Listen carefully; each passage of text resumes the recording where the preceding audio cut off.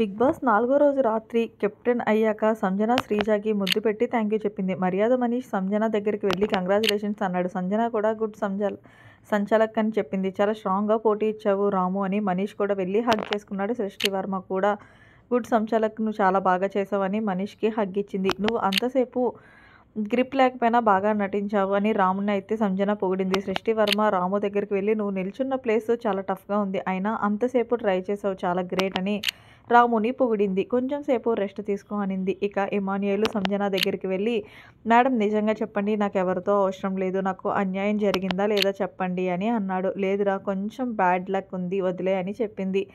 Great job madam, congratulations అని చెప్పింది.